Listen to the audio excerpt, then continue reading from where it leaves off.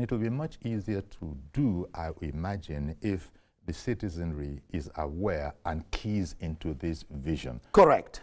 You know, because if they are not aware of where all of this is coming from, and that ultimately it's going to end up in, you know, the common good Correct. for the most of us, then there might be this tendency to concentrate on the pinches, the aches, the sufferings, as opposed to, no. It's the same way with savings, isn't it? Even Correct. with savings in the bank. Correct. It's inconvenient to go and put the money, but Absolutely. it is yours, and you know you can call on it. Exactly. And so, when you now look at where we're going, 2027, it's also a challenge for the electorate.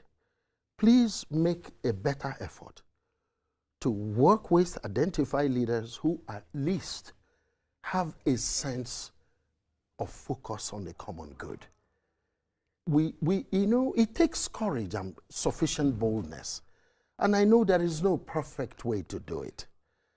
But if you have a leader who has the opportunity at whatever level to deploy 100 million naira, okay, of public funds, and that man or woman is saying, you know what, okay, it's not a perfect system, so 15% of it may be enabling environment, sort out, but 85% of it must go to the job. That's a great start. It is. I'm not talking about perfection. Not that one knows very much about these things, who haven't been in the corridors of power, but there are commentators who probably know a lot better, who say that that ratio has actually been inverted, where it is only 15% that goes to the cause and 85% disappears into...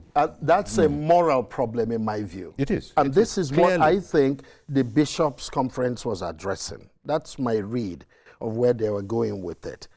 Can we think about the morality of what we're doing and how we live our lives, particularly how that affects leadership, and how can we start to apply that going forward in governance, and how even Nigerians must also focus on their own needs, because this corruption is not just about leadership, it's about how Nigerians are playing. I'll give you an example. Just a few days ago, I was returning from Abuja, and I got in an Uber, got to the airport, and I didn't check that my app had paid the Uber driver, right? I didn't check. I had too many things going on in my head. And he dropped me off at the airport, and I said to him, hey, how much do I owe you? And he gave me a number. I paid him and tipped him. And then I looked at my phone, and the man drove away, and he had checked. He knew that the app had paid. And all he needed to say, oh, sir, you're good. I would have been happy to give him the 25,000 and just say, listen, help your family. If you only had said that to me. But so I'm sorry. He pulled the first one instead. So you see, this is the point. So it's not just about leadership. It's all of us focusing on it to say, we have the responsibility to be our brother's keepers. That's the point here. When you're a brother's keeper, you believe in the common good. And so, when you now talk about 2027, we all have a role to play.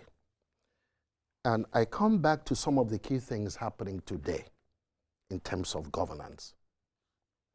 Look, you may not agree with some things Mr. President is doing, but let's at least objectively give him and his administration credit for the things they're doing right.